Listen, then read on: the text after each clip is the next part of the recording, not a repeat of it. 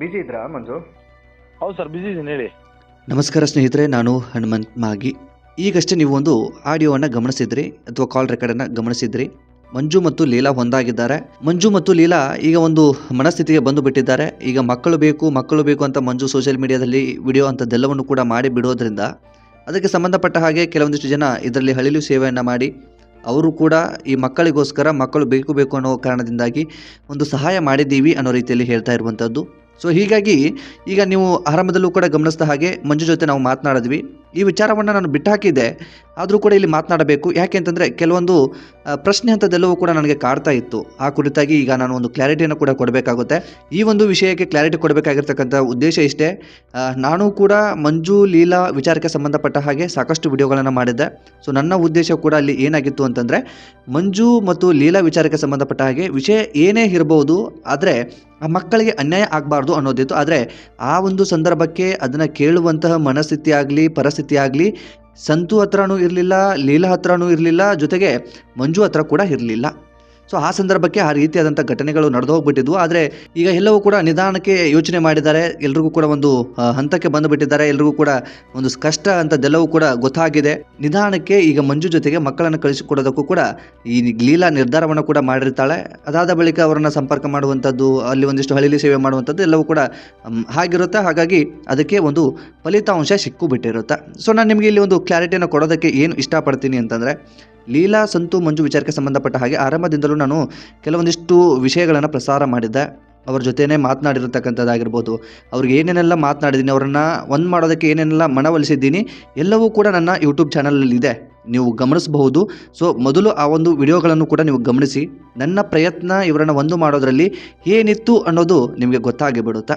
So ಅದನ್ನು ಹೊರತುಪಡಿಸಿ TRP earning ಮಾಡೋದಕ್ಕೆ, ಮತ್ತೊಂದು ಮಾಡೋದಕ್ಕೆ ನನಗೆ ಈ ಒಂದು ವಿಚಾರದಲ್ಲಿ ಯಾವುದೇ ರೀತಿಯಾದಂಥ ದುರ್ಬುದ್ಧಿ ಅಥವಾ ಇನ್ನೇನೋ ಇಲ್ಲ. ನಾನು ಒಂದು ಜರ್ನಲಿಸಮ್ ಮಾಡಿರೋದು, ಬೇರೆ ಬೇರೆ ರೀತಿಯಾದಂಥ ಕೆಲಸಗಳನ್ನು ಮಾಡೋದು ಬೇಡ, ನ್ಯಾಯಯುತವಾಗಿ ಇರೋಣ, ಸಮಾಜಕ್ಕೆ ಒಂದು ಒಳ್ಳೆಯ ಸಂದೇಶವನ್ನು ಕೊಡೋಣ, ಸಮಾಜಕ್ಕೆ ಒಂದು ನನ್ನಿಂದ ಏನಾದರೂ ಕೊಡುಗೆ ಕೊಡಬೇಕು ಅನ್ನೋ ಕಾರಣದಿಂದಾಗಿ ಡಿಜಿಟಲ್ ಮಾಧ್ಯಮದಲ್ಲಿ ನಾನು ಕೆಲಸ ಮಾಡ್ತಾ ಇರುವಂಥದ್ದು.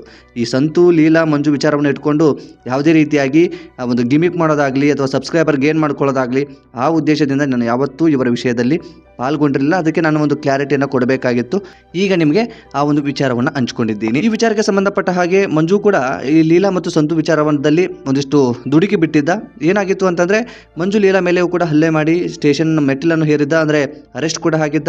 ಬಂಧನ ಆದ ನಂತರ ಬೇಲ್ ಕೂಡ ಬೇಗ ಸಿಕ್ಕಿರಲಿಲ್ಲ. ಅಂದರೆ ಬೇಲ್ ಕೊಟ್ಟು ಕರೆದುಕೊಂಡು ಬರೋರು ಯಾರು ಇರಲಿಲ್ಲ ಅಂತ ಕಾಣಿಸುತ್ತೇನೋ ಗೊತ್ತಿಲ್ಲ. ಸೊ ಹಾಗಾಗಿ ಬಂಧನದಲ್ಲಿ ಇದ್ದ. ಸೊ ಬೇಲಿಂದ ಹೊರಗಡೆ ಬಂದಂಥ ಸಂದರ್ಭದಲ್ಲೂ ಕೂಡ ನಾನು ಸಂಪರ್ಕ ಮಾಡಿದೆ. ಏನಾಯಿತು ಮಂಜು, ಏನು ವಿಚಾರ ಏನು ಅಂತ. ಸೊ ಅದನ್ನು ನಾನು ಹೇಳೋದಿಲ್ಲ, ಅದು ಹೇಳೋದಕ್ಕೆ ಇಷ್ಟ ಇಲ್ಲ, ಪ್ರಸ್ತಾಪ ಮಾಡೋ ಹಾಗಿಲ್ಲ ಅಂತ ಹೇಳಿದ್ರು. ಸಹಜವಾಗಿ ಸಿಕ್ಕಂಥ ಸಂದರ್ಭದಲ್ಲಿ, ಪೊಲೀಸ್ ಸ್ಟೇಷನಿಂದ ಬಂದಂಥ ಸಂದರ್ಭದಲ್ಲಿ ಎಲ್ಲೊಂದಿಷ್ಟು ರಿಸ್ಟ್ರಿಕ್ಷನ್ಸ್ ಅಂಥದ್ದೆಲ್ಲವೂ ಕೂಡ ಆಗಿರುತ್ತೆ. ಸೊ ಮಾಧ್ಯಮದವ್ರ ಜೊತೆ ಹಂಚ್ಕೊಳ್ಬಾರ್ದು, ಸೊ ಈ ವಿಷಯನ ಇಲ್ಲೇ ಬಿಟ್ಬಿಡಬೇಕು, ನಿನ್ನ ಪಾಡಿಗೆ ನೀನು ಜೀವನವನ್ನು ಮಾಡಬೇಕು, ಈ ರೀತಿಯಾಗಿ ಸಹಜವಾಗಿ ಇರುತ್ತೆ. ಅದನ್ನು ತಪ್ಪು ಅಂತ ನಾನು ಹೇಳೋದಿಲ್ಲ.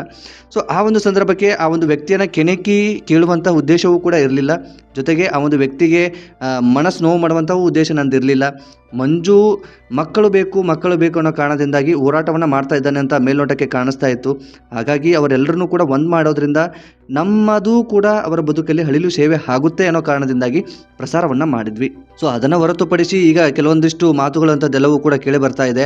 ಸೊ ಕೆಲವೊಂದಿಷ್ಟು ದೊಡ್ಡದಾಗಿ ಮಾತನಾಡ್ತಾ ಇದ್ದಾರೆ. ಏನು ಅಂತಂದರೆ, TRPಗೋಸ್ಕರ, ಇನ್ನೇನೋ ಮಾಡೋದಕ್ಕೋಸ್ಕರ, ತಮ್ಮ ಬೇಳೆನ ಬೇಯಿಸ್ಕೊಳ್ಳೋದಕ್ಕೋಸ್ಕರ ಇವರನ್ನು ಯೂಸ್ ಮಾಡಿಕೊಂಡ್ರು ಅನ್ನೋ ರೀತಿಯಲ್ಲಿ ಆ ಕೆಲಸ ನಾನು ಯಾವತ್ತೂ ಮಾಡಿಲ್ಲ, ಮಾಡೋದು ಇಲ್ಲ.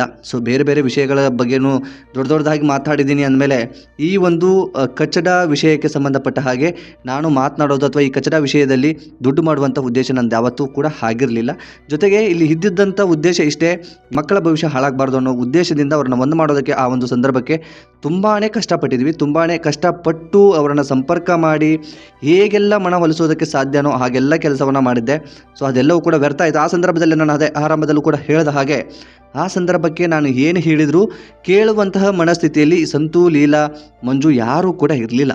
ಸೊ ಅಂಥ ಸಂದರ್ಭದಲ್ಲಿ ಏನು ಮಾಡೋದಕ್ಕೂ ಆಗಲಿಲ್ಲ. ಅದಾದ ಬಳಿಕ ನಿಧಾನಗತಿಯಲ್ಲಿ ಒಂದು ಮಾಡೋಣ ಅಂತ ಹೋದಂಥ ಸಂದರ್ಭದಲ್ಲೂ ಕೂಡ ಈ ಒಂದು ಘಟನೆ ಈಗಾಗಲೇ ಕೈ ಮೀರಿ ಹೋಗಿಬಿಟ್ಟಿತ್ತು, ಒಂದು ಹಂತವನ್ನು ದೂರ ಹೋಗಿಬಿಟ್ಟಿತ್ತು. ಇದೆಲ್ಲವೂ ಕೂಡ ಆದ ಬಳಿಕ ಮಂಜು ಫೀಲಿಂಗಲ್ಲಿ ವಿಡಿಯೋ ಮಾಡುವಂಥದ್ದು, ಇನ್ನೇನೋ ಮಾಡುವಂಥದ್ದು, ಮಗದೊಂದು ಮಾಡುವಂಥದ್ದು, ಇಂಥದ್ದೆಲ್ಲವೂ ಕೂಡ ಆಗ್ತಾ ಇತ್ತು.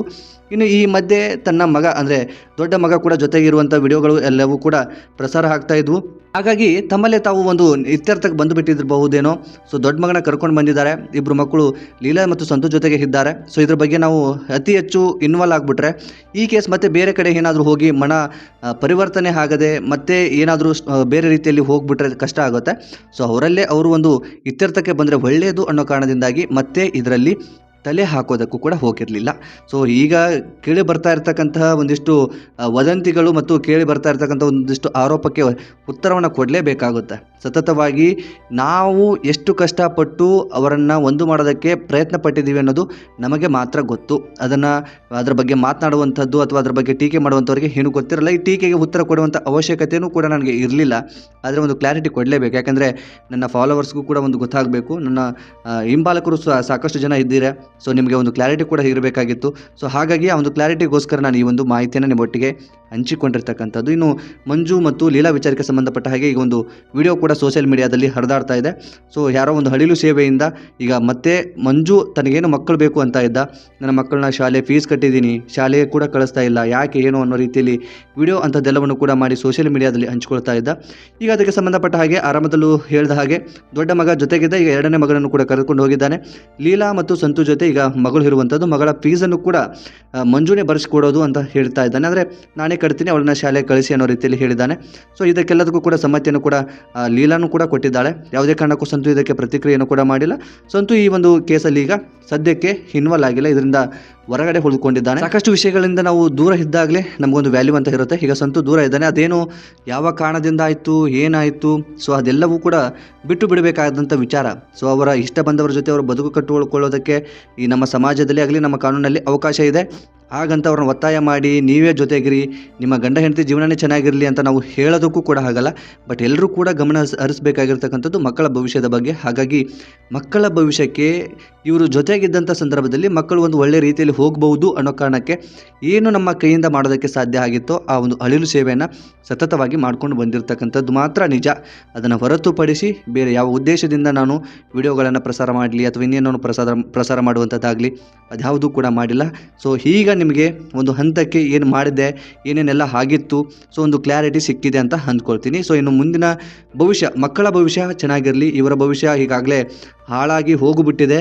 ಸೊ ಇವರ ಭವಿಷ್ಯವು ಕೂಡ ಚೆನ್ನಾಗಿರಲಿ ಅಂತ ಹಾರೈಸ್ಬೋದು. ಆದರೆ ಆ ಒಂದು ಆರೈಕೆ ಎಲ್ಲೋ ಒಂದು ಕಡೆ ವೇಸ್ಟ್ ಆಗಿಬಿಡ್ಬೋದೇನೋ. ಆದರೆ ಮಕ್ಕಳ ಭವಿಷ್ಯ ಚೆನ್ನಾಗಿರಬೇಕು. ನನ್ನ ಗಮನಕ್ಕೆ ಇದ್ದ ಹಾಗೆ ಸಾಕಷ್ಟು ಜನ ಪ್ರಯತ್ನ ಕೂಡ ಪಟ್ಟಿದ್ದಾರೆ. ಕೆಲವರು ಯಾವ ಉದ್ದೇಶದಿಂದ ಪ್ರಯತ್ನ ಪಟ್ಟರೋ ಅದು ನನಗೆ ಗೊತ್ತಿಲ್ಲ. ವಿಶೇಷವಾಗಿ ನಾನಂತೂ ಒಂದೇ ಉದ್ದೇಶದಿಂದ ಮತ್ತೆ ಹೇಳ್ತಾ ಇರುವಂಥದ್ದು, ಮಕ್ಕಳ ಭವಿಷ್ಯ ಚೆನ್ನಾಗಿರಲಿ. ಗಂಡ ಹೆಂಡತಿ ಜೊತೆಗಿದ್ರೆ, ತಂದೆ ತಾಯಿ ಜೊತೆಗಿದ್ರೆ ಮಕ್ಕಳ ಭವಿಷ್ಯಕ್ಕೆ ಒಂದು ಉತ್ತಮ ಮಾರ್ಗದರ್ಶನ ಸಿಗುತ್ತೆ.